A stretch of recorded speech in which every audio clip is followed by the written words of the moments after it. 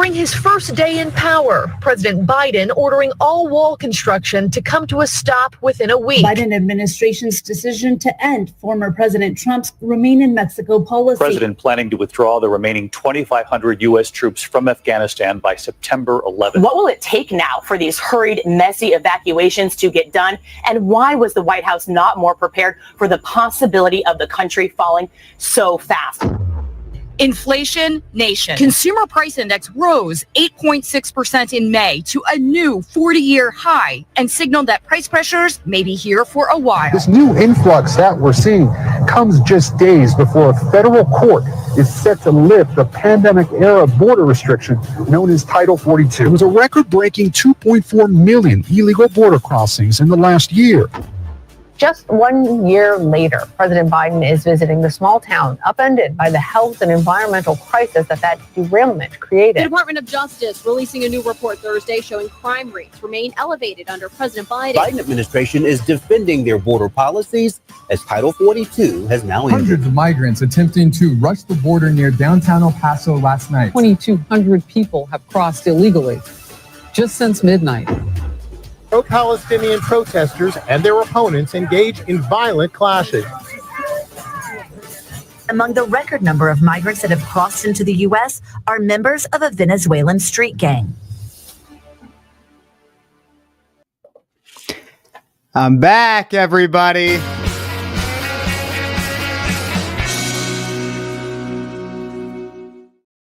Hey, and welcome back to Speechless. I'm your host, Phares, 23, or now I'm 24, everybody. Wow, it's the first time I ever have said that on here. Let's get this up right there. 24-year-old law student at Liberty University in Lynchburg, Virginia. I am so happy to be back. Please let me know in the comments. Tell me that the camera's working, the mic's working, all the audio, everything like that is working. Please let me know. And as I always say, guys, don't forget to like this video, subscribe to the channel, comment what you think, share it with your friends, everything like that. But keep that comment section coming, guys, because we got a lot to talk about. Man, Biden is saying goodbye. We have all of these different nomination hearings happening in the Senate right now. We're going to talk about those. We got the inauguration coming up in and of itself. So we're going to talk about all of that and more today, everybody, here on Speechless. And thank you once again for tuning in. But I have to start with kind of the elephant in the room, the 1,000-pound gorilla, whatever you want to call it. You might be wondering, you might be thinking like, Kev, after the election, you practically went dark. You only posted like a little bit here and there. You had very little. Well, everybody, I'm currently a law student at Liberty, Virginia. So let me know, make sure, please. I really want to know that my audio is working. So let me know that in the comments, please. But I am a law student at Liberty University in Lynchburg, Virginia. And so I don't know if you guys know any lawyers, but law school is not an easy feat. I'm not complaining by any means. I love what I'm doing, and I feel like I'm learning so much. Thank you, Demon Goral, who isn't real. I appreciate that for letting me know. But we have but as a law student, there's a lot that I got to do. And so for finals, my entire grade hinges on the final test that I take. And so given that my finals were immediately after Thanksgiving break, I went dark during that. And then I had because I had studying for 2 weeks of finals, essentially, where I took 3-hour tests for each class. And with each of those, I had to study basically the entire semester's worth of content to attempt to pass those classes. But good news, I passed all those classes. I'm in semester 2. And what you guys can expect from Speechless in the new year will be coming up. But I want to talk about Biden saying farewell. Last night, Biden made his farewell address to with a lot of people watching and scratching their heads as to why he would say some of the things that he said, why he would blame certain people for thoughts that he had, and why he would take credit for other things. And we're going to react to the entirety of that farewell address. We're going to break it down a little bit. But before I actually break down the farewell address, I want to say farewell to Joe. We started off our goodbye to Joe Biden at the very beginning of this show, showing just how terrible this country has become under his leadership. But I guess I can't really say that it's entirely that we're going to give all of that blame to him. Of course, it's also Kamala Harris and everybody pulling the strings from the background. I mean, one of the stories I didn't get to cover because I was quite busy with obviously all my law school stuff, the holiday, everything like that, was the fact that Biden gave George Soros the Presidential Medal of Freedom. What is this? Did George Soros come to the White House and say trick or treat? And then that's what we give him? Essentially, that's what happened. I mean, when you have a man that practically funds the entire woke regime, of course he's going to get a medallion such as that. Because no longer does the Presidential Medal of Freedom necessarily have anything to do with your contribution to objective good in the American society. No, now it can be handed out to the highest bidder. And that's exactly why George Soros got it. But I digress. Everybody, I want you to join me in saying goodbye to Joe Biden. And so to do that, I want to bring up what I consider to be the top 5 Biden moments of his presidency. The top 5 Biden moments of his presidency. And as I do produce my own show, it's going to take me a moment to ensure that I get them all pulled up. The top 5 moments of Biden's presidency, I think these are important because it really just shows what an influential president Joe Biden was, right? I mean, he did so much for this country, so many things that you probably didn't even know about. And I think we're going to reveal some of those things through this. But Joe Biden, he really truly cared about the sicknesses and the illnesses that people were going through. He really did. I mean, one of the biggest ones, you guys might not have even known this, but Joe Biden cared so much about AIDS. So much so that he actually sought to find the person that was responsible for AIDS. So here's one of my favorite Biden moments. This is number 5 of top 5 Biden moments of his presidency. We're going to start with this one right here, in which he gave Elton John the National Humanities Medal. Here's this.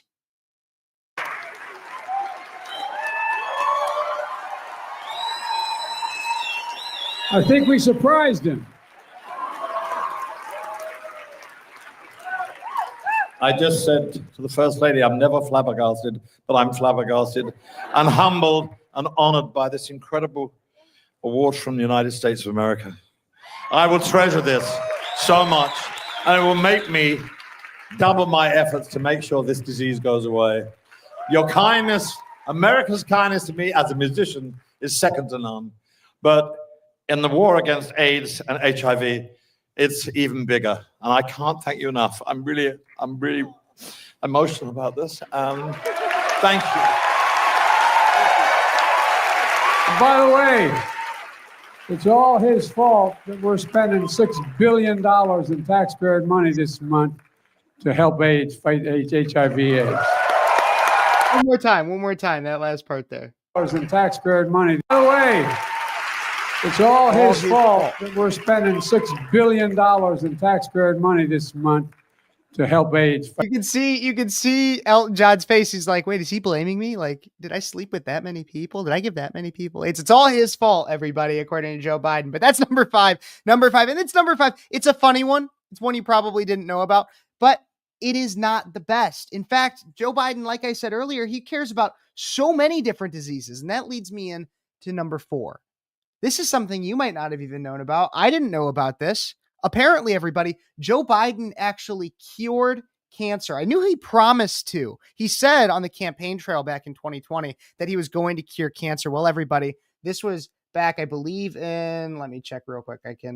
This was posted in 2023. So less than 2 years ago. Joe Biden cured cancer, everybody. He claims it right here. Number 4 for top 5 moments of Joe Biden's presidency. If you could do anything at all, Joe, what would you do? I said I'd cure cancer. And they looked at me like, why cancer? Because no one thinks we can. That's why, and we can. We'd end the cancer as we know it. We ended cancer as we know. Apparently, wow. I have a lot of people that you should talk to about that then, Joe, because there's, as far as I know, still not a cure for cancer, and it didn't come under your presidency as much as you promised. And that's really emblematic of a significant portion of Joe Biden's presidency. Let's be honest. Most of his presidency was promises on the campaign trail that never came to fruition. He also claimed to be a unifying president. However, many consider that the country to be more divided now than it ever has been in the past. Because his attempt at unification was, hey, everybody get on my side or get the F out of the way. And that's Joe Biden for you. But I do think that just about everybody could get behind and unify Joe Biden on one thing. And it's truly the fact that he has a skilled way of outdoing himself in some of the most embarrassing moments. And some of those include falling. Joe Biden falls in ways that I didn't even know were possible. And so for number 3, we're going for of top moments of Joe Biden's presidency. We're going to go with Joe Biden's falls.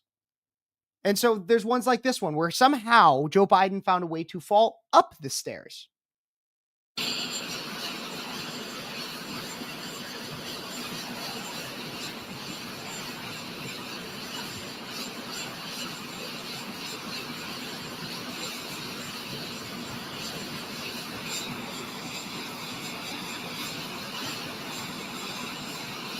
I think that's my favorite part. I think my favorite part is right there at near the end when he gives the salute after the fall. Then he gives the salute. And then he gets under the fall. There we go. So that's one of the best falls. But I also think that we could even make a top 5 Joe Biden falls. But for number 3, we're gonna go I'll give another clip of another fall. I think falling up the stairs is great, but he also has a skilled way of falling off a bike, which you would think, okay, falling off of a bike, of course it's going to happen. Like maybe you lose your balance while you're riding it or something. No. He can fall off a stationary bike. What a president, man. I don't know if any president has been able to fall off a stationary bike, but Joe Biden somehow found a way to do it. Other presidents find ways to curb illegal immigration or curb sex trafficking or create peace deals between Middle Eastern nations. But no. Joe Biden can fall off a stationary bike. Here's that.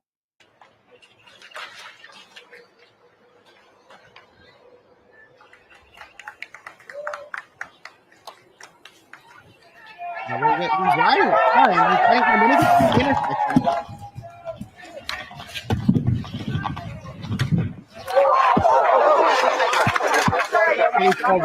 He's down. He's on the ground. Fell off the stationary bike. But I think the better part of this entire interaction is actually that later on he tried to justify it. And I think the justification of him falling off the stationary bike is even better than him falling in the first place. This is him just like a day later when he's asked about it. I'm feeling great. What happened was, you guys ride bikes. Well, they have some that have this thing you put your toe in that constrains your foot so it doesn't slide up the pedal. When I was getting off the bike, it got stuck on the right side. I fell in case you didn't notice. Yeah, we all saw you fall, Joe. So he claims that it was because of this little thing in the toe. Well, why were you trying to get off in the middle of an intersection? Why? It makes no sense. But that's number 3. Number 3 of the top moments in Joe Biden's presidency truly is his falls. Joe Biden falls better and than any president has ever fell before.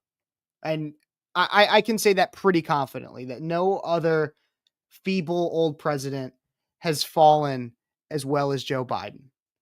But then we get down to number 2, and this is where it starts getting a little bit more contentious of top moments of the presidency. And, for the presidency, I do have to include sometimes things that are on the campaign trail, because the campaign trail back in 2020 gave me some of the best moments ever. And I guess I could probably even go back and make a top 5 of just Joe Biden moments on the campaign trail. But this one is just too priceless and too perfect and too memeable to exclude from the top Joe Biden moments to celebrate and truly say goodbye and say farewell to Joe Biden before he says farewell to us in this. And so for number 2 of the top Joe Biden moments, top 5 Joe Biden moments of his presidency, I'm taking one from the campaign trail, and this is the corn pop story. Everybody appreciate this with me, please.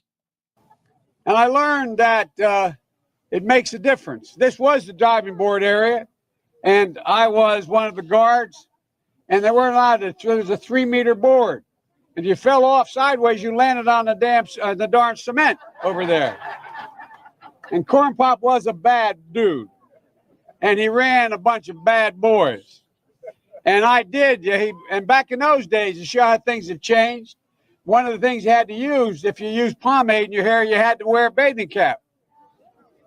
And so he was up on the board, wouldn't listen to me. I said, hey, Esther, you, off the board, or I'll come up and drag you off. Well, he came off, and he said, I'll meet you outside. My car, these were all public housing behind it. My car, there was a gate out here. I parked my car outside the gate. And he said, I'll be waiting for you. He was waiting for 3 guys in straight razors. Not a joke. There was a guy named Bill Wright, Mouse, the only white guy, and he did all the pools. He was the mechanic. Where are we? And I said, what am I going to do? He said, come down here in the basement where mechanics, where all the pool filter is. You know, the chain, there used to be a chain that went across the deep end. And he cut off a 6-foot length of chain. He folded up. He said, you walk out with that chain. And you walk to the car and say, you may cut me, man, but I'm going to wrap this chain around your head. I said, you kidding me? He said, no, if you don't come back. And he was right. So I walked out with the chain. And I walked up to my car. And they had, those days, used to remember the straight razor. You'd bang them on the curb, get them rusty, put them in the rain barrel, get them rusty. And I looked at him, but I was smart then. I said, first of all, I said, when I tell you get off the board, you get off the board, and I'll kick you out again. But I shouldn't have called you, Esther Williams. I apologize for that. I apologize, but I didn't know that apology was going to work. He said, you apologize to me? I said, I apologize for that, not for throwing you out, but I apologize for what I said. He said, okay, close the straight razor, and my heart began to beat again. Funny enough, that actually helped him get elected.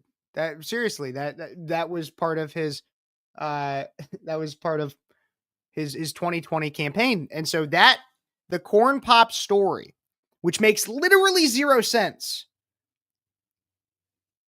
helped Joe Biden get elected. That's why it is number 2 in top moments of Joe Biden's presidency. But do not worry, everybody. It was so hard to figure out exactly what should be number 1 that I had to. And I'm sorry. I know I said 5. But I had to include some honorable mentions of moments during Joe Biden's presidency. So I do have a few honorable mentions before we get to number 1. So stick with me. We had 5, 4, 3, 2. Here's the first honorable mention that we have of Joe Biden's presidency, because there's just so much about Joe Biden that needs to be appreciated. And this is the first honorable mention, and that is Joe Biden's glitch, everybody. This is when, and this is just like less than a year ago, like over the summer, there was an event, a concert event that was in which Joe Biden just glitched in the Matrix. Here's this.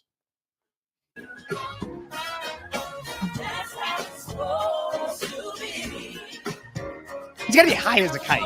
I guarantee it. Like, he's got to be. He's probably just stunned by the colors. He was probably like on cloud 9, and he was just like, man, really? Man. I worked at the Corn Pop. Corn Pop had a lot of colors. He's just like glitching. I'll have what he's having. With that weird, awkward, he is high as a kite.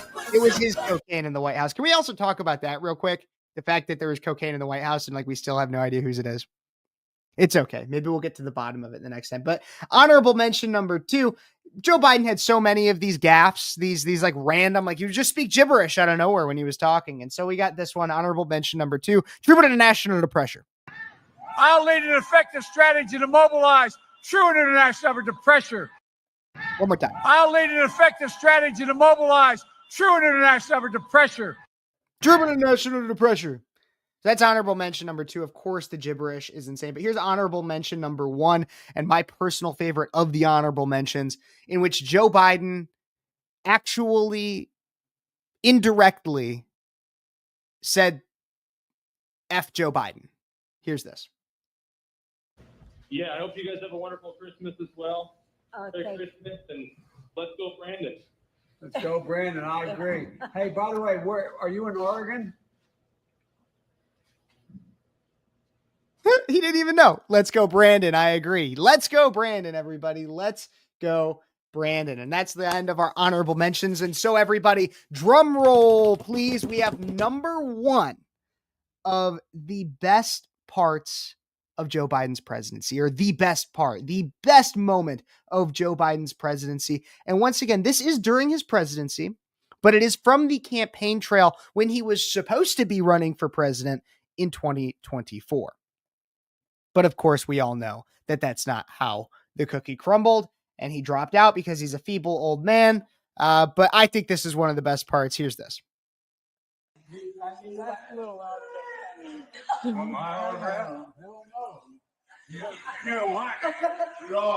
on. Come on. Patrick, do a selfie. There he goes.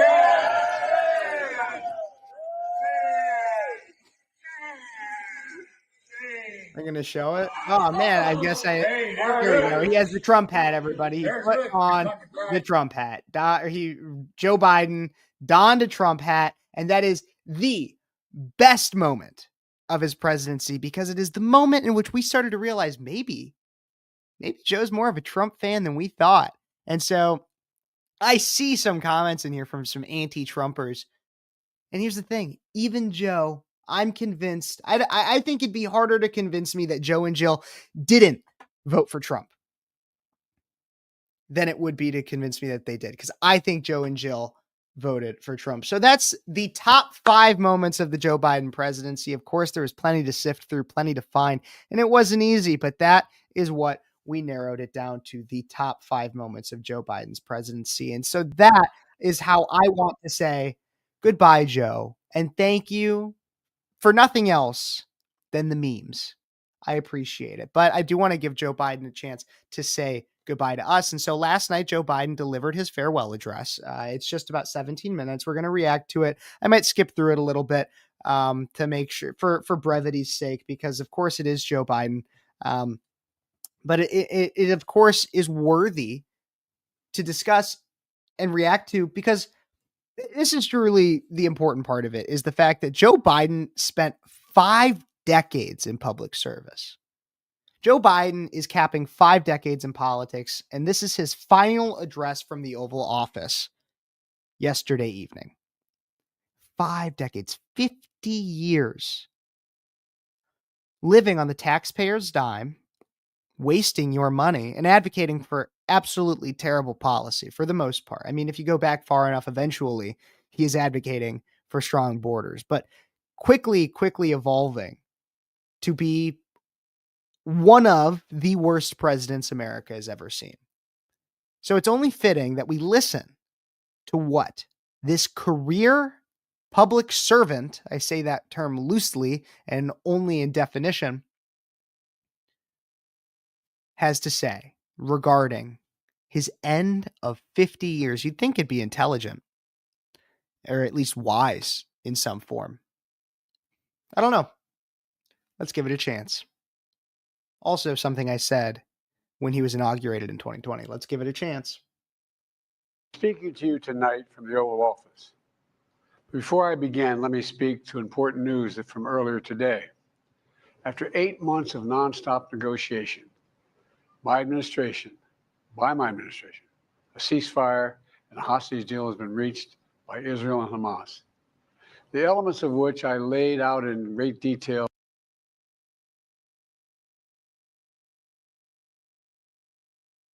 He's trying to take hard credit for this when it was obviously much more due to threats that President Trump was making once he got into office, and a ceasefire deal was necessary to be made because Hamas especially knew that they weren't going to last long if Trump got into office. But okay. In May of this year. This plan was developed and negotiated by my team and will be largely implemented by the incoming administration. That's why I told my team to keep the incoming administration fully informed, because that's how it should be. Because that's him saying it's because of Trump without actually. This will be my final address to you from the American people, from the Oval Office, from this desk as president. And I've been thinking a lot about who we are and maybe more importantly, who we should be. Long ago in New York Harbor, an iron worker installed beam after beam, day after day. He was joined by steelworkers, stonemasons, engineers. They built not just a single structure, but a beacon of freedom. The very idea of America was so big, we felt the entire world needed to see. The Statue of Liberty, a gift from France after our Civil War. Like the very idea of America, it was built not by one person, but by many people from every background and from around the world. Like America, the Statue of Liberty is not standing still. Her foot literally steps forward atop a broken chain of human bondage. She's on the march, and she literally moves. She was built to sway back and forth to withstand the fury of stormy weather, to stand the test of time because storms are always coming. She sways a few inches, but she never falls into the current below. An engineering marvel. The Statue of Liberty is also an enduring symbol of the soul of our nation. See, here's the really sad thing about all of this. Once again, I mean, like, he's going to likely make some level of an analogy that was written for him by somebody else. But this is a man who spent 50 years in public service as a senator, as a president, as a vice president. It would be really awesome. Like, even though I fundamentally disagree with him on just about everything, it would be really awesome if he could come out and give some level of a genuine piece of advice. But right now he's squinting because he's having a hard time reading the words that somebody else wrote for him off of a teleprompter. A soul shaped by forces that bring us together and by forces that pull us apart. And yet through good times and tough times, we've withstood it all. A nation of pioneers and explorers, of dreamers and doers, of ancestors native to this land, of ancestors who came by force. A nation of immigrants came to build a better life. A nation holding the torch of the most powerful idea ever in the history of the world, that all of us are created equal, that all of us deserve to be treated with dignity, justice, and fairness, that democracy must defend and be defined and be imposed, moved in every way possible. Our rights, our freedoms, our dreams. But we know the idea of America, our institution, our people, our values that uphold it are constantly being tested. Ongoing debates about power and the exercise of power, about whether we lead by the example of our power or the power of our example, whether we show the courage to stand up to the abuse of power or we yield to it. After 50 years at the center of all of this, I know that believing in the idea of America means respecting the institutions that govern a free society. Look, he just did a big thing, and it was supposed to be like artistic about like the power and the exercise of power and the power of the exercise and blah, blah, blah, blah, blah. I'm willing to bet he has no idea what, like, if you were to ask him what that sentence meant about power, exercise, and changing the terms and everything, and the wordplay that was within it, I guarantee you he could not tell you, because once again, he didn't even write this. This is so sad. It's so sad. The presidency, the Congress, the courts, a free and independent press, institutions that are rooted, they just might not reflect the timeless words, but they echo the words of the Declaration of Independence. We hold these truths to be self-evident, rooted in the timeless words of the Constitution. We, the people. Our system of separation of powers, checks and balances, may not be perfect, but it's maintained our democracy for nearly 250 years, longer than any other nation in history that's ever tried such a bold experiment. In the past 4 years, our democracy has held strong. And every day I've kept my commitment to be president for all Americans through one of the toughest periods in our nation's history. I've had a great partner in Vice President Kamala Harris. It's been the honor of my life to see the resilience of essential workers getting us through a once-in-a-century pandemic, the heroism of service members and first responders keeping us safe, the determination of advocates standing up for our rights and our freedoms instead of losing their jobs to an economic crisis that we inherited millions of Americans. You want to know who did lose their jobs? People that didn't take the experimental vaccine and refused to because they wanted to have some level of right to the vaccines that they took. And then they lost their jobs because you forced them to, Joe Biden. But okay. Now have the dignity of work. Millions of entrepreneurs and companies creating new businesses and industries, hiring American workers, using American products. And together, we've launched a new era of American possibilities. one of the greatest modernizations of infrastructure in our entire history, from new roads, bridges, clean water, affordable high-speed internet for every American. We invented the semiconductor, smaller than the tip of my little finger, and now it's bringing those chip factories and those jobs back to America where they belong. But you're not. Creating thousands It's like of jobs. physical. It's actually not Finally, happening. Giving Medicare the power to negotiate lower prescription drug prices for millions of seniors. And finally, doing something to protect our children and our families by passing the most significant gun safety law in 30 years and bringing violent crime to a 50-year low. Meeting our sacred obligation to over 1 million veterans so far who are exposed to toxic materials, and to their families, providing medical care and education benefits and more for their families. You know, it will take time to feel the full impact of all we've done together, but the seeds are planted. No, that's simply not true. Like he says, it'll take time. It'll take time. It'll take time. He said that like when he passed the Inflation Reduction Act, which in fact did the exact opposite of what it was titled. So like, it'll take time. It'll take time. It'll take time. That's like spoken like a true liar. Like it'll take time is exactly what you say when you have no idea whether or not the desired outcome or the claimed outcome will actually happen. Or if not that, then you know exactly that outcome will not happen. But you say, oh, it'll take time. It'll take time. It'll take time. When? Grow and they'll bloom for decades to come. At home, we created nearly 17 million new jobs, more than any other single administration, a single term. More people have health care than ever before. And overseas, we've strengthened NATO. Ukraine is still free. And we pulled ahead of our competition with China and so much more. I'm so proud of how much we've accomplished together for the American people. And I wish the incoming administration success because I want America to succeed. That's why I've held my duty to ensure a peaceful and orderly transition of power, to ensure we lead by the power of our example. I have no doubt that America is in a position to continue to succeed. That's why my farewell address tonight, I want to warn the country of some things that give me great concern. And this is a dangerous concentration, and that's a dangerous concentration of power in the hands of a very few ultra-wealthy people. And the dangerous consequences if their abuse of power is left unchecked. Wait. So people like George Soros, maybe, who you just gave a presidential Medal of Freedom to? Maybe. The oligarchy that actually like basically runs the Democratic Party. The few wealthy people. I mean, like you paraded Mark Cuban around to shill for Kamala. And you're warning me of a wealthy oligarchy? Look, here's the thing is there's a cast of characters on both sides of this. And so if you want to talk, this is the problem with the Democratic Party. The problem with the Democratic Party, and this is what they didn't notice during the election either, is that they're trying to frame themselves as the Democratic Party of yore, this party of oh, well, we're for the working man. We're the populist. We're sticking it to the man. But the problem is that like you're bought, paid for, and in the pockets of the man.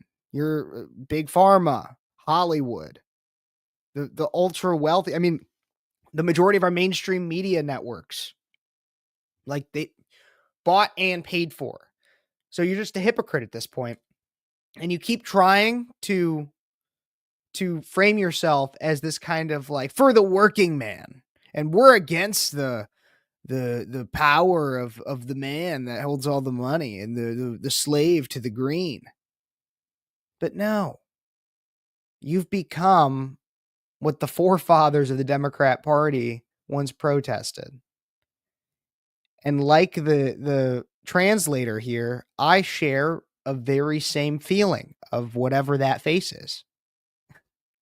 Today, an oligarchy is taking shape in America of extreme wealth, power, and influence. It literally threatens our entire democracy. Maybe it's basic rights and the freedoms, and a fair shot for everyone to get ahead. We see the consequences all across America, and we've seen it before. More than a century ago, but the American people stood up to the robber barons back then and busted the trusts. They didn't punish the wealthy, just made the wealthy play by the rules everybody else had to. Workers want rights to earn their fair share. You know, they were dealt into the deal. And it helped put us on a path to building the largest middle class and most prosperous century any nation in the world has ever seen. We've got to do that again. In the last 4 years, that is exactly what we've done. People should be able to make as much as they can, but pay play by the same rules, pay their fair share of taxes. So much is at stake. Right now, the existential threat of climate change has never been clearer. Just look across the country, from California to North Carolina. That's why I signed the most significant climate and clean energy law ever in the history of the world. And the rest of the world is trying to model it now. It's working, creating jobs and industries of the future. Now, we've proven we don't have to choose between protecting the environment and growing the economy. We're doing both. It's not true. Powerful forces want to wield their unchecked influence to eliminate the steps we've taken to tackle the climate crisis, to serve their own interest for power and profit. We must not be bullied into sacrificing the future of our children and our grandchildren. We must keep pushing forward and push faster. I'm pretty sure you could have stolen that from like an Al Gore speech 30 years ago. It's also clear that American leadership in technology is an unparalleled source of innovation that can transform lives. We see the same dangers of the concentration of technology, power, and wealth. You know, his farewell address, President Eisenhower spoke of the dangers of the military-industrial complex. He warned us then about, and I quote, the potential for the disastrous rise of misplaced power, end of quote. 6 decades later, I'm equally concerned about the potential rise of a tech-industrial complex that could pose real dangers for our country as well. Americans are being buried under an avalanche of misinformation and disinformation, enabling the abuse of power. The free press is crumbling. Editors are disappearing. Social media is giving up on fact-checking. No, wait. Social media is not giving up on fact-checking. Social media is being pushed by the incoming administration to not allow the bullies of the oligarchical media to biasly force their opinion upon people while parading it as fact. And if you want to fact check me on that, Joey, look and see that your administration, through court proceedings, has explicitly admitted to encouraging, to put it lightly, basically holding a gun to social media's head to force them to fact check dissenting opinions. Like an Orwellian nightmare, but okay. The truth is smothered by lies told for power and for profit. We must hold the social platforms accountable to protect our children, our families, and our very democracy from the abuse of power. Meanwhile, artificial intelligence is the most consequential technology of our time, perhaps of all time. Nothing offers more profound possibilities and risk for our economy and our security, our society, for humanity. Artificial intelligence even has the potential to help us answer my call to end cancer as we know it. But unless safeguards are in place, AI could spawn new threats to our rights, our way of life, to our privacy, how we work, and how we protect our nation. We must make sure AI is safe and trustworthy and good for all humankind. In the age of AI, it's more important than ever that the people must govern. And as a land of liberty, America, not China, must lead the world in the development of AI. You know, in the years ahead, it's going to be up to the president, the presidency, the Congress, the courts, the free press, and the American people to confront these powerful forces. We must reform the tax code, not by giving the biggest tax cuts to billionaires, but by making them begin to pay their fair share. They always say that, and like that's the thing, and I'm just going to always push on this, but what does it mean to pay their fair share? What does that mean? What does that truly mean, to pay their fair share? Currently, the tax rate for people the millionaires and billionaires, as Bernie Sanders would say, they're paying a lot more. And any time that they get any level of a break, it's because in some way they helped society somewhere else, or they provided something to the economy. So calm down. Dark money. That's that hidden funding behind too many campaigns contributions. We need to get it out of our politics. We need to enact an 18-year term limit, time and term, for the strongest ethics reform and the strongest ethics reform for our Supreme Court. We need to ban members of Congress from trading stock while they're in the Congress. We need to amend the Constitution to make clear that no president is immune from crimes that he or she commits while in office. That's a great comment. The president's power is not limited. It's not absolute, and it shouldn't be. And in a democracy, there's another danger to the concentration of power and wealth. It erodes a sense of unity and common purpose. It causes distrust and division. Participating in our democracy becomes exhausting and even disillusioning. And people don't feel like they have a fair shot. We have to stay engaged in the process. I know it's frustrating. A fair shot is what makes America America.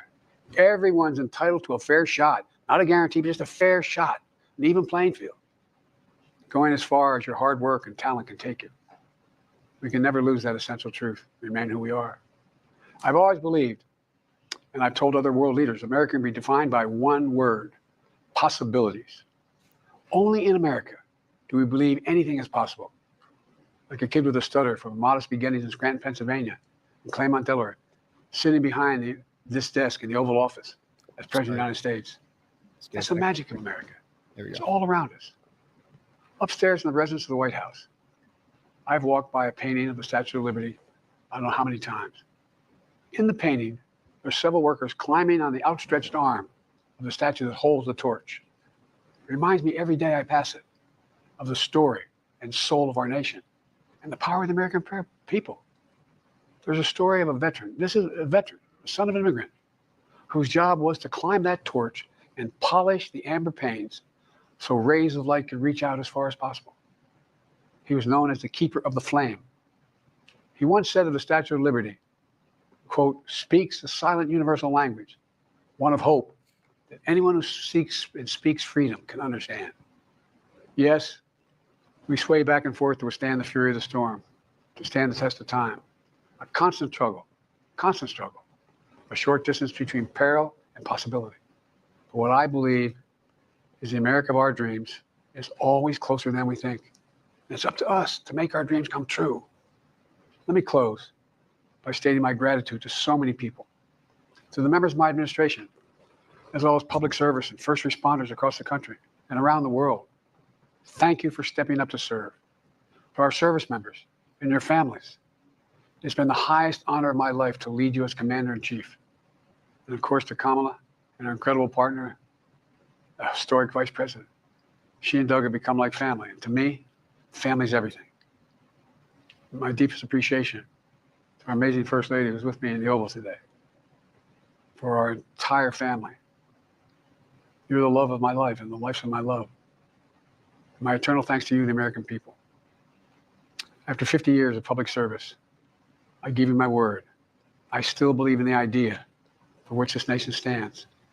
A nation where the strength of our institutions and the character of our people matter and must endure. Okay, here's the thing though, is like he's going to give us his word. Well, he gave us his word that he was going to cure cancer and he didn't do that. He gave us his word that he was going to unify the country and he didn't do that. Like he has all these things, like, his word after 50 years in public service, his word means nothing.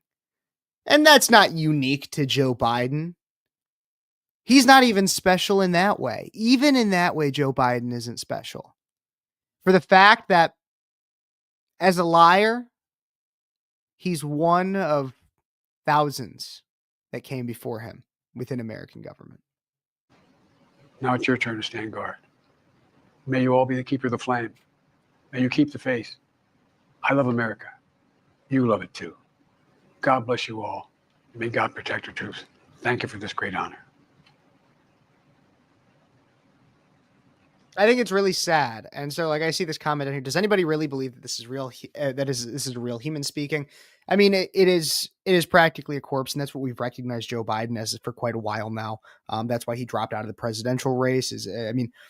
Joe Biden it's been weekend at Biden's basically since he ran for office in the first place. That's why when I played my top 5 moments of his presidency earlier, you noticed that most of them had to do with him just being a bumbling buffoon because he really has not even been the president for the last 4 years. That is why this has been an uninspired and uninteresting and frankly boring farewell address. There was nothing of value within this. There was a half-baked analogy with the Statue of Liberty and what it means. And then he tried to take credit for the ceasefire deal that he also kind of almost recognized was Trump's doing within it. I mean, there's another clip, I don't have it pulled up, but of Joe Biden today being asked, is it because of you or Trump that the ceasefire deal is happening? And he said, quote, "Is that even a question?" Yeah, it absolutely is. Or he said, "Is that a joke?" No, it's not a joke. People want to know because people credit Trump with it much more. Even Joe Biden kind of recognized that in this speech. This is, like I said, to reiterate, uninteresting, boring, uninspired, and sad. Just like the career, 50 years in public service of Joe Biden. A farewell address only fitting for someone who spent their entire life claiming they were working for you while only ever working for themselves. And so, if you're anything like me, you're excited for Joe to be gone. You think to yourself, oh my gosh, hey, we have an opportunity coming up here where we might actually be able to do something with our government, that we have great people being surrounding the president, and they're currently being questioned. We're going to talk about that here in a moment. I'm trying to make sure that I have everything pulled up for that. Pete Hegseth was the fiery individual who got questioned just the other day in the Senate, and it's seeming like he's probably going to get confirmed. But I think we need to talk a little bit about what actually happened during that confirmation process. What actually happened? Because there's several moments during Pete Hegseth's Senate questioning ahead of his confirmation that truly show who Democrats are, truly show who senators are, and expose our government for what it is. So Pete Hegseth is being put up for, which is the former Fox News host, also former military active combat veteran, who's being nominated for Secretary of Defense. And it would be stupid to not say that Pete Hegseth is an unconventional pick. Pete Hegseth absolutely is an unconventional pick.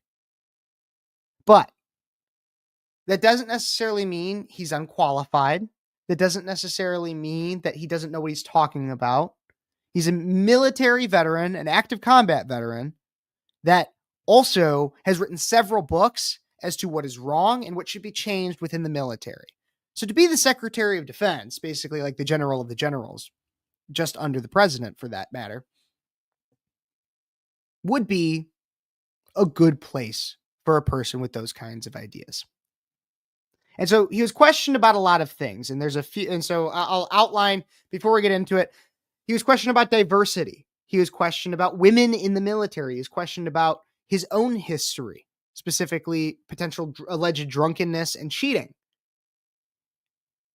But here's the thing, is the way these questions were framed, the way he answered them, and the way even other senators came back about it is so telling about our government. So let's start off with the idea of diversity. Senator Reid from, I believe, Rhode Island, asked Pete Hegseth this about diversity in the military, as Pete has been traditionally critical of the diversity quotas within the military. Here's this questioning. Service and the all-volunteer force visibly reflects the nation it protects. Our military is more diverse than it has ever been, but more importantly, it is more lethal than it has ever been. This is not a coincidence. Mr. Hegseth, I hope you will explain why you believe such diversity is making the military weak and how you are relevant. So how is diversity making the military weak? Well, here's actually the fact of the matter is that the vast majority of the military is straight white men. The vast majority. And he's not necessarily wrong that Mr. Reid, Senator Reid, is not wrong when he says that the military is more diverse today than it ever has been. But our military today is also weaker than it pretty much ever has been. And I know he tries to claim, oh, well, it's more lethal, whatever. No, that's not true. Look, Pete Hegseth even says at another point in this that we won World War II with 7 4-star generals, and now we have like 44. And there's an inverse relationship between wars won and generals that we have. And that leads to the idea of the bureaucracy. Well, that's the thing, is the fact of the matter is our military is not particularly diverse. The people that are most attracted to the idea of the military tend to be straight white men, especially men in general, because it is a masculine thing to want to fight. And we'll talk about women in the military, but I want to discuss just momentarily about what Pete wants to do when it comes to diversity. And he talks about this a little bit in his answer, but I think it's so important to instead bring up, this is General Mark Milley, who was the former chairman for the Joint Chiefs of Staff, discussing, I believe, white rage. This is a general in the military earlier, just a few years ago.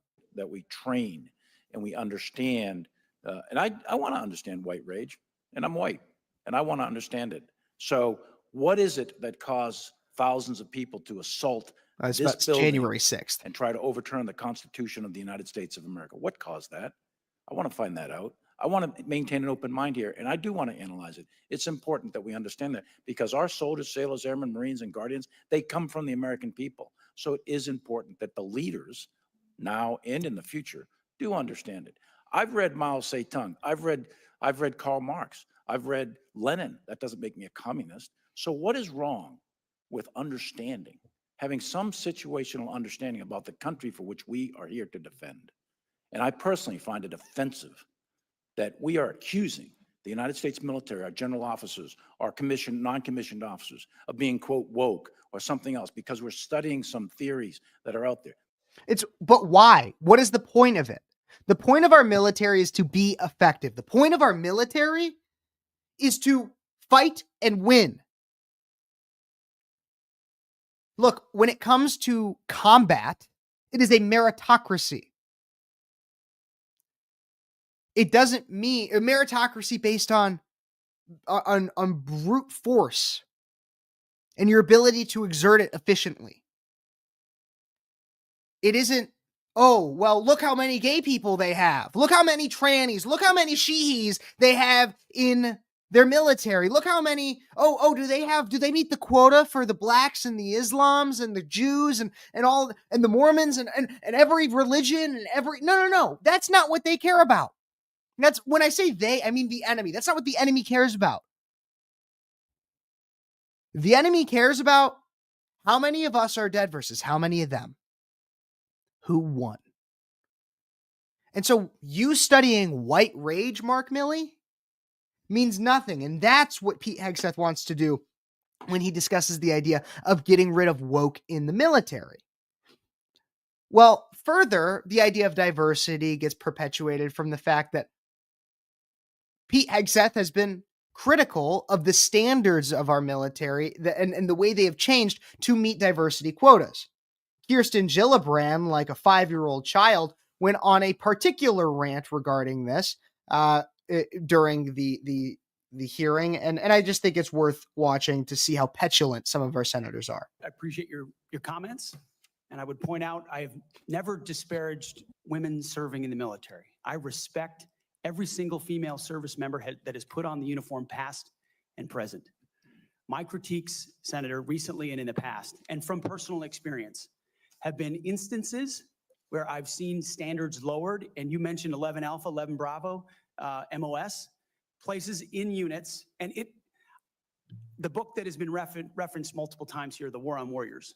I spent months talking to active duty service members, men and women, low ranks, high ranks, combat arms and not combat arms. And what each and every one of them told me, and which personal instances have shown me, is that in ways direct, indirect, overt, and subtle, standards have been changed inside infantry training units, ranger school, infantry battalions, to ensure that Give me one commanders example. Please give me an example. I get you're making these commanders generalized meet statements. quotas to have a certain number of female infantry officers or infantry enlisted, and that disparages those women. Commanders do not have to be quotas for the infantry. Commanders do not have to have a quota for women in the infantry. That does not exist. It does not exist. And your statements are creating the impression that these exist, because they do not. There are not quotas. We want the most lethal force. But I'm telling you, having been here for 15 years, listening to testimony about men and women in combat and the type of operations that were successful in Afghanistan and in Iraq, women were essential for many of those units. When Ranger units went in to find where the terrorists hiding in Afghanistan or in Iraq, if they had a woman in the unit, they could go in, talk to the women in a village, say, where are the terrorists hiding? Where are the weapons hiding? And get crucial information to make sure that we can win that battle. So you cannot denigrate women in general, and your statements do that. We don't want women in the military, especially in combat. What a terrible statement. So please, do not deny that you've made those statements. You have. We take the responsibility of standards very seriously, and we will work with you. I'm equally distressed you would not meet with me before this hearing. We could have covered all of this before you came here, so I could get to the 15 other questions that I want to get to. So women, you have denigrated. You have also denigrated members of the LGBT. He literally said earlier in there, I mean, listen to it. Personal experience have been instances where I've seen standards lowered, and you mentioned 11 Alpha, 11 Bravo, MOS, places in units, and it. So he's seen standards lower, and then she says, we get here. Let's get to when she actually speaks. Well, please give me an example. I get you're making these generalized meet statements. Quotas to have. Please give her an example. Easy. This is back in 2022. The Associated Press. Army eases fitness test standards for women and older troops. Perfect example. Kirsten Gillibrand. Took a very simple Google search. Didn't even have this ready for my show yet. I did this while the clip was playing. Kirsten Gillibrand, this is a perfect example. And this is what he has talked about. And then further within it, he even explains his opinion a little bit more directly to Senator Joni Ernst of Iowa, who is a Republican, so it was going to be a little less adversarial. But here's this. Of Defense, will you support women continuing to have the opportunity to serve in combat roles? Senator, first of all, thank you for your service, as we discussed extensively as well. It's my privilege. And my answer is yes, exactly the way that you caveated it. Yes, women will have access to ground combat roles, given the standards remain high, and we'll have a review to ensure the standards have not been eroded in any one of these cases. That'll be part of one of the first things we do at the Pentagon, is reviewing that in a gender neutral way, the standards, ensuring readiness and meritocracy is front and center. But absolutely, it would be the privilege of a lifetime to, if confirmed, to be the Secretary of Defense for all men and women in uniform who fight so heroic. They have so many other options. They decide to put their right hand up for our country, and it would be an honor to have a chance to lead them. Yeah, exactly. And that's not an unlogical position. In fact, not only is it not unlogical, I guarantee you if you ask, and I don't have the exact statistics, I'll admit this before I even say it, but I guarantee you if you ask the majority of Americans, if they believe that standards should be lower for women to be in combat, then they would probably say no, it should not. In fact, you'd probably have a significant portion that are questioning why we would allow that, because not only is it unsafe to the women if their standards are lower and if they are not actually qualified to go into combat, but we allow them for a diversity quota and to say, oh, look how many women we have serving in combat roles. It's also, it is dangerous to the women that actually are qualified and meet those physical standards. And it's dangerous for the men that stand beside them that have met those physical standards. So we should have standards, and they should be high. And we should have a fierce military and prioritize that, a fierce, effective, and a lethal military, and prioritize that over any level of skin color or sexuality or gender. And might I also point out how ironic it is that the same people that complain and call Pete a sexist for saying that women should be held to the same standards as men to be in the military, not only A, claim that men can become women, women can become men, and that biological men should play in women's sports, but also B, don't even know what a woman is. Heck, Mazie Hirono, who I'm going to bring up soon, but also Kirsten Gillibrand, voted to confirm a Supreme Court justice who couldn't identify what a woman was. So all of a sudden now you care? And now you know what a woman is? Sorry, I don't even think you should be sitting at this table asking these questions about women when you can't even define it. That said, Mazie Hirono, who I think might be the dumbest person in the Senate ever since Kamala Harris left, senator from Hawaii, wants to ask Pete about his history of alleged drunkenness. Well, she won't even let him answer any of the questions. And when he attempts to, she won't let him. And I think this is a great exchange to show exactly what the Democrats are doing here. I have read multiple reports of your regularly being drunk at work, including by people who worked with you at Fox News. Do you know that being drunk at work is prohibited for service members under the UCMJ? Senator, those Yes are or no? multiple false anonymous reports peddled by NBC Do News. you know? Okay, so I want to keep going with this because he attempts to answer, and I get, like, she might think that, oh, well, he's evading the question, but he's calling the reports false. And so the importance of that is, imagine he walked in and imagine you were going in to be questioned about something, and the person that has the authority to decide whatever it is, yes or no, on whatever they're questioning you about, just comes in and says, you know, my friend told me you cheated on your wife. With no factual evidence, nothing. There's nothing there to prove this potential or alleged behavior. But they just come in and have an absolutely insane allegation against you. And they're just like, oh my God, I heard you did this. What do you have to say about that? And then when you try to say, I didn't, like, that this is a false allegation, like this isn't true. And they're like, okay, don't answer my question. Well, how are you supposed to answer a question that doesn't have a reality in fact? Is not based in reality. How are you supposed to do that? And that's what he's attempting to do. And then she gets mad and is like, yes or no? Yes or no? Well, it's neither yes nor no because it's just not a thing. It didn't happen. That run directly contradictory to the dozens of men and women at Fox News Channel who I work with, I'm who not came hearing on the the answer to my record question. and said, In your opening statement, Mr. Hegseth. She's not hearing the answer to the question because she's not listening at all to an answer. She's asking these questions to try to posture. That you commit to holding leaders accountable at all levels. That includes you, of course. And frankly, as secretary, you will be on the job 24/7.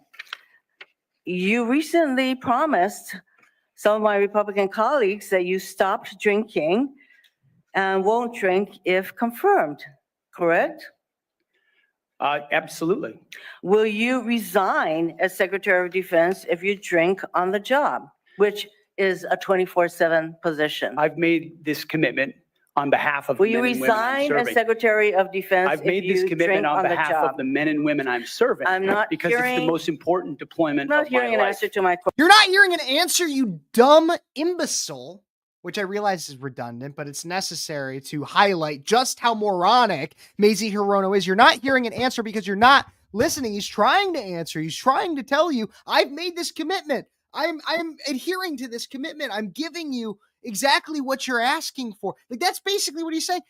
And she won't even let him answer. I'm not hearing my answer. I'm not hearing you're not hearing it, dummy, because you're not listening. But not only did they stoop so low to try to just get him on alleged previous drunkenness from mainstream media sources. No, Tim Kaine, who I think it's important to note, and you'll see why in a moment. Tim Kaine, who was Hillary Clinton's vice presidential pick, which many people forgot, that senator from Virginia, which I don't claim him, even though I now live in Virginia. He tries to talk about, with the most smug look on his face, looks like a mad scientist, but a smug mad scientist, tries to accuse and make allegations regarding Pete Hegseth's potential cheating and and unfaithfulness in a previous marriage, and also seems to bring in his 7-year-old daughter about it. Here's this. Completely cleared. Can you so casually cheat on a second wife and cheat on the mother of a child that had been born 2 months before, and you tell us you are completely cleared? How is that a complete clear? Senator, her child's name is Gwendolyn Hope Hegseth, and she's a child of God, and she's 7 years old. And she was, and you cheated on the mother of that child less than 2 months after that daughter was born, didn't you? Those were false charges. Well, It was fully investigated, and I was completely cleared. And I completely cleared. Can you so See that casually smugness? cheat on a second wife? This is for a man who's going to be the potential Secretary of Defense. So one, this questioning about drunkenness, and it's not simply asking, because I can understand, like, if you firmly believe that the person that was up was like an ardent alcoholic and you suspected them being drunk right there and then yeah, sure, maybe asking them about it or asking about the history, like, have you dealt with that, is an understandable question. But the way they're asking these are clearly character attacks that are not related to him being confirmed by any means. It's simply to attempt to destroy him in the public eye by utilizing alleged and not really, not well alleged, not factually alleged, not evidentially alleged. No, just random allegations against him. They're trying to bring those up to just attack his character instead of actually trying to understand how he would govern in his role. And not to mention how hypocritical, and the reason I know this is because of how hypocritical it is. That's truly how I know. Because Tim Kaine is trying to get him and be a gotcha about being about Pete being unfaithful, allegedly, but also was the running mate of Hillary Clinton, the wife of the president that was famous for his extramarital affair while in office. Like, seriously? And you're going to try to be the moral high ground on this issue? Really? You're going to try to be the moral high ground. Not to mention the fact that he also campaigned big with Doug Emhoff, who also like had been cucked by his ex-wife and then forced her to have an abortion or something like that. I don't know the exact allegation on that one. But I do know that Doug Emhoff has also been steeped in controversy regarding an extramarital affair. Like, this is not, you're not the guy. You're also the party of like JFK, who's famous for sleeping with Marilyn Monroe. Like, and Republicans aren't free and clear of extramarital affairs. I'm not saying that by any means. What I'm saying is that you can't try to act like the moral authority on any of this when you're just as guilty of it yourself within your own party. And actually, this is brought up expertly by Senator Mullen. Senator Mullen demolishes these moral high ground, high horse sitters that need to get off of it. And that's almost exactly what he says right here. Senator Kaine, or I guess I better use the senator from Virginia, starts bringing up the fact that what if you showed up drunk to your job? How many senators have showed up drunk to vote at night? Have any of you guys asked them to step down and resign from their job? Have you? And don't tell me you haven't seen it, because I know you have. And then how many senators do you know have got a divorce before cheating on their wives? Did you ask them to step down? No. Did you? No. But it's for show.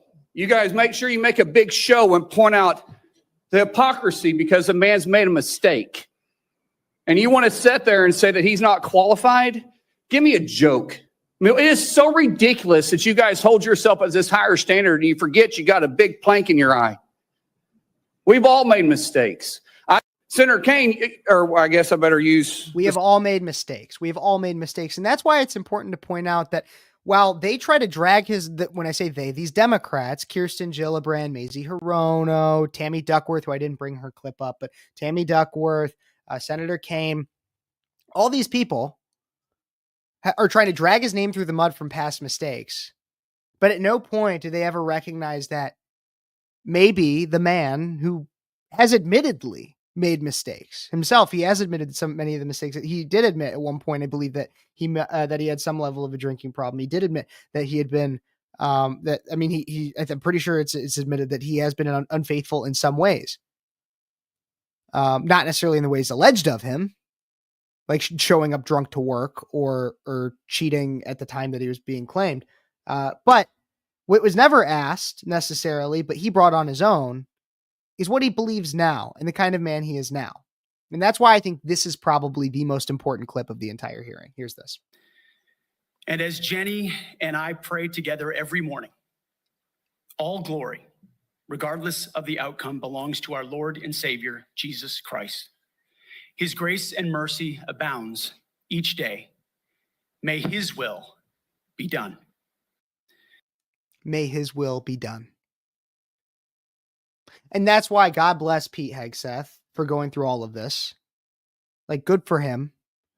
And honestly, that's our next defense secretary. There's honestly nothing that you could, I'm positive that he will get enough of the vote to become our next defense secretary. And so we'll see what happens when the vote actually comes around, but good for him.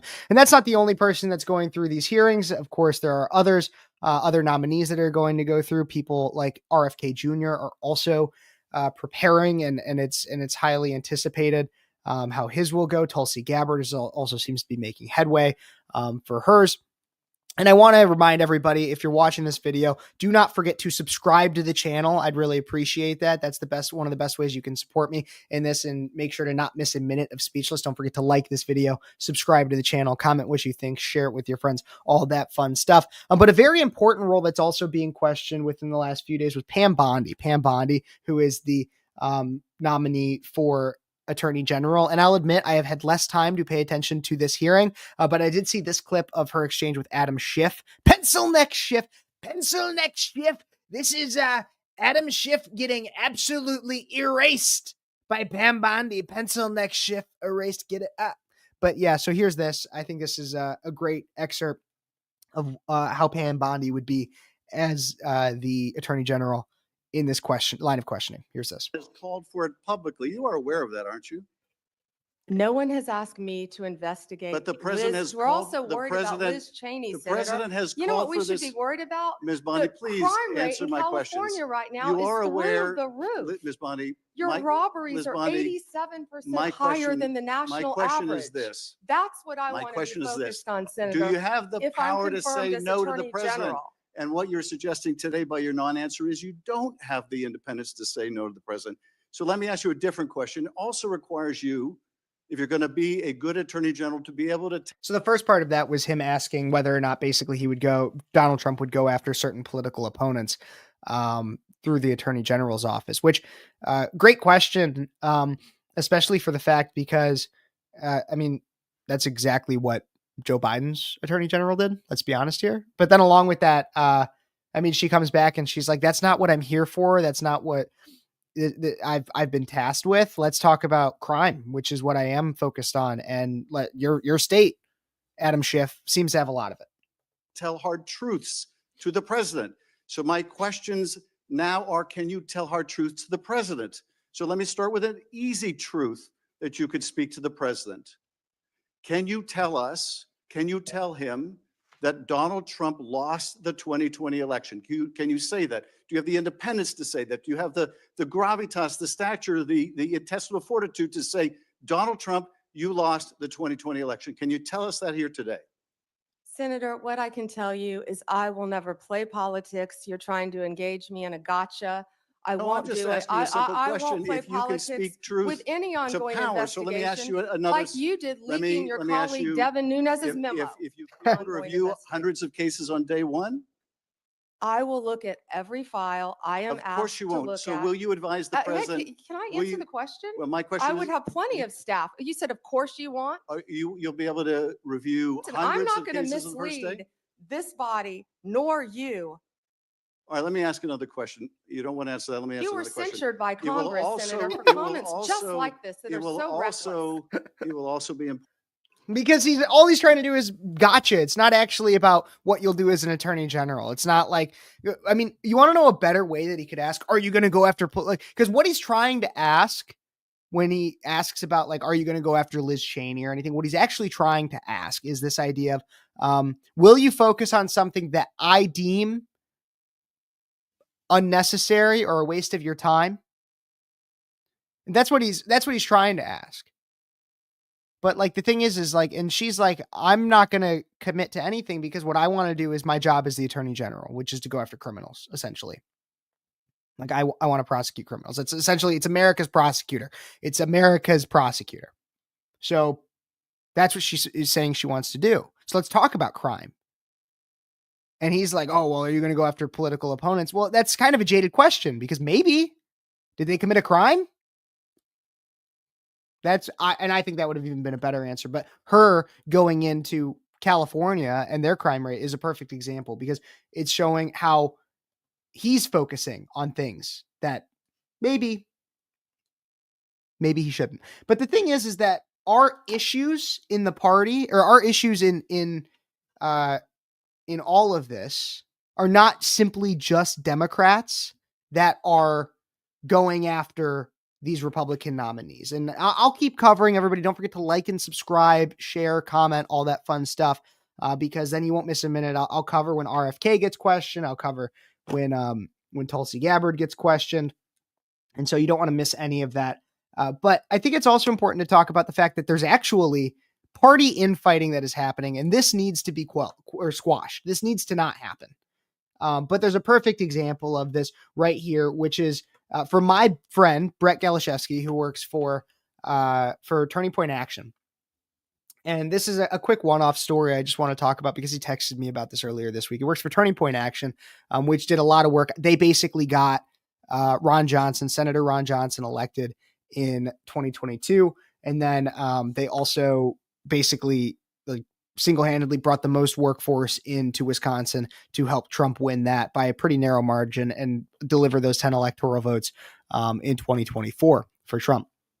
So Brett Galashevsky says, take a look at this proposed Wisconsin GOP constitutional amendment for 2025. No member of an executive committee may be employed by a 501c4 organization. That's what it says in this, which is actually what Turning Point Action is. So no member of an executive committee. So that means people that are working at higher levels within the state party, like being an executive chairman or something like that, can be employed. So they can't work for a 501c4 organization. They can't work for Turning Point Action. This would immediately disqualify any activist that works so tirelessly with Action to save Wisconsin. This roadblocks a number. And so we can actually read it right here. It says to create a new article, no member of the executive committee shall work for a 501c4, which is a political action committee or independent expenditure committee at any time during their tenure. Any conflict of interest at this time of nomination and therefore must be disclosed. If an executive committee member becomes employed or contracted, their resignation is automatic and their office shall be vacant. Might as well call it the Brett rule because Brett has worked tirelessly and honestly, I would say is the catalyst for the change that we have seen in Wisconsin. I'm curious what clip he has with Trump. Turning Point's grassroots army. It's an army. They turned out to vote and they voted in record numbers and everybody else voted in record numbers too, I have to tell you. And we did something that was really epic. We won a battle that a lot of people thought was very hard to win. You know? So Donald Trump credits part of his win to Turning Point Action, and yet the Wisconsin GOP is trying to kick out people who work for Turning Point Action from their executive committee. They don't want them to have any governing authority within their party. Turning Point Action delivered 131,276 ballots, minimum. Turning Point Action did. Now, if we look at Wisconsin's 2024 election results, let's take a look at this. So remember that number right there, 131,276. Then we actually look at the election results and the difference in this election right here. You can see the numbers down here. The difference in the election was 1,697,000 to 1,667,000. So the difference in this election between Donald Trump and Kamala Harris, those 10 electoral votes in Wisconsin, one of the swing states, was approximately 30,000 votes. And so I remind you that Turning Point Action delivered 131,000 votes. Turning Point Action won Wisconsin for Trump. And yet Wisconsin is trying to disqualify any member of their executive committee to also be affiliated with Turning Point Action. Now, what this is, you might be saying, why? If they basically won, why, Kevin? Why? I had the same question. Well, I talked with Brett on the phone earlier today. He's actually, you want to know what Brett's doing right now? You want to know what Brett's doing? Brett is currently helping train phone bankers for parties. He's helping train people to make phone calls for parties. That's what he's doing right now because he works so tirelessly to help win elections.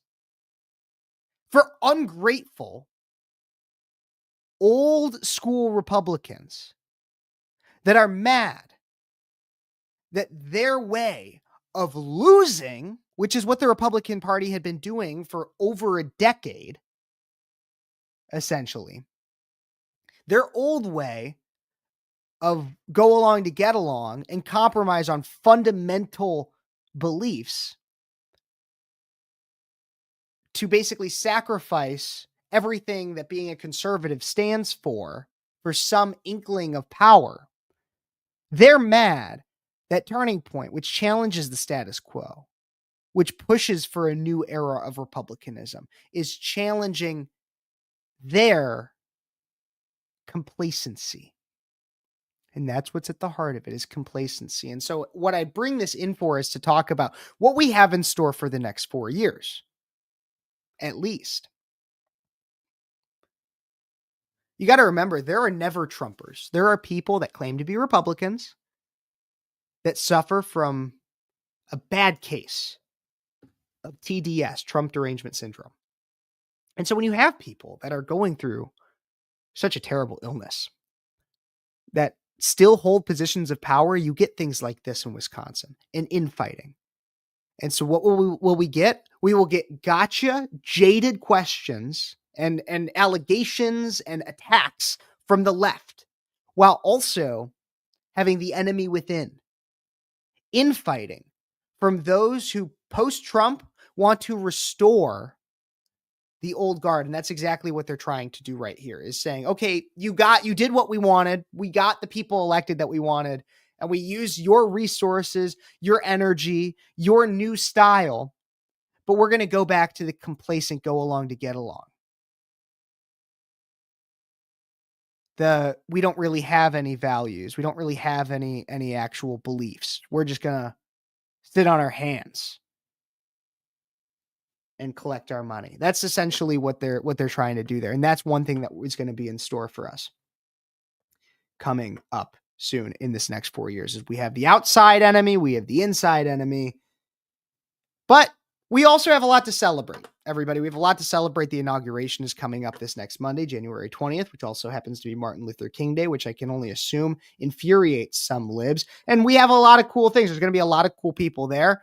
In fact, out of the Daily Wire, the Trump Vance Inaugural Committee announced performers for the presidential inauguration, and many of them would be expected, and some of them are actually, I think, really funny.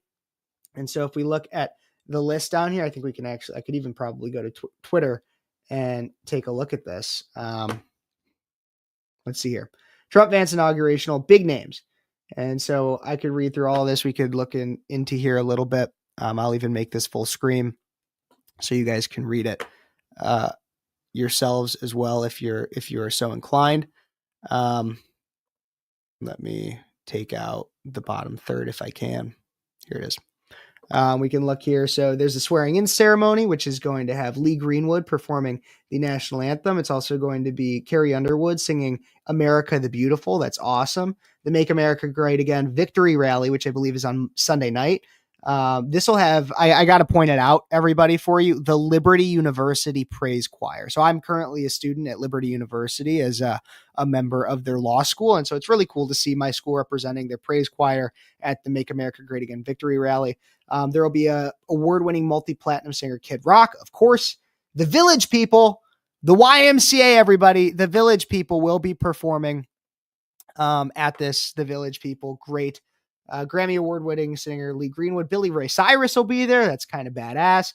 Jason Aldean will be at the Liberty Ball with a surprise musical guest, Rascal Flatts, Parker McCollum, Gavin DeGraw, a lot of country singers, which is great to see. I just think it's cool to point this out because it shows that while the entertainment industry is usually seen as like wildly leftist, there are people that are rational. In fact, Carrie Underwood got like made fun of and slaughtered by Whoopi Goldberg on The View.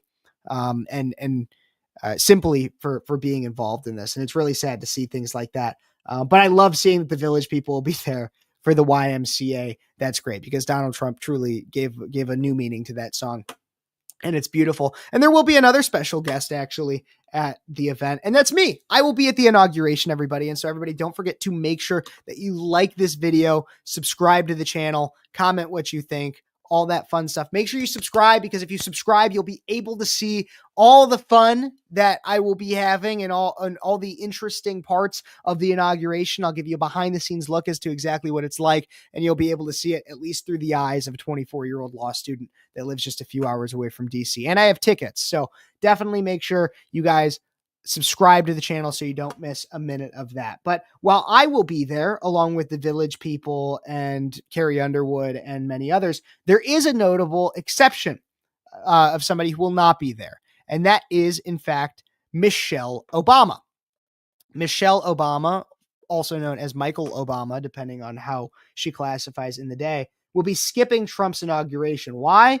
Well, she also didn't go to the funeral for President Jimmy Carter. And it seems as though it must be because she has a secret crush on Trump, I guess, or something like that. No, I'm kidding. Former First Lady Michelle Obama will reportedly skip President-elect Donald Trump's inauguration so she doesn't have to fake a smile for the cameras.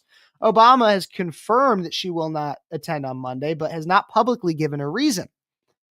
People magazine said that Obama will not pretend for protocol's sake.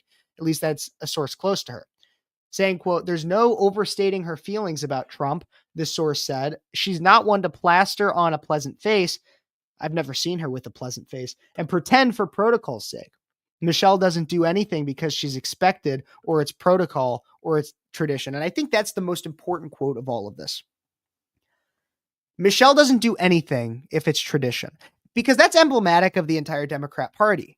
If it's tradition, if it's old, if it's good, don't do it. Don't do it. Notably, Obama attended Trump's first inauguration with her husband after Trump won in 2016. I think this was seen as much more of a necessary formality as they were living in the White House when the transition occurred. It was almost difficult for her to not attend. Last week, Obama was not in attendance for Jimmy Carter's funeral. A New York Times report placed Obama in Hawaii at the time of the ceremony. Her spokeswoman said the former First Lady had a conflict and thus could not attend. She sent her thoughts and prayers to the Carter family and everyone who loved and learned from the remarkable former president. I would be genuinely surprised if Michelle Obama actually said a prayer. I don't necessarily see it, but it was notable that had a little bit of seemed to have a little bit of a fun interaction there at the funeral. But there's a lot of things that I missed because I was not here. But Michelle Obama will be missing the inauguration and I will not be. So everybody, don't forget to like this video, subscribe to the channel, comment what you think, but subscribe definitely so that you do not miss a minute of the inauguration, at least from my eyes. And then we'll bring it back and I'll talk about everything that I saw and experienced on the following show sometime next week, because I will be there. Michelle Obama, Michael Obama will not be there, but I don't think she'll really be missed. Who really wanted her there anyways? I don't know. Not me. I don't need her there. But everybody, thank you so much for tuning in. I'm glad to be back at least once a week. I'll try my best to do a show. Law school is busy. So of course, it cannot be as consistent. But if you subscribe and ring that notification bell, turn it to all, you won't miss a minute of what I'm talking about. You can also check me out on Rumble and Twitter, where I also stream these. So everybody, God bless you. God bless America. And as I always say, thank you so much for watching Speechless. And God bless soon to be President Trump.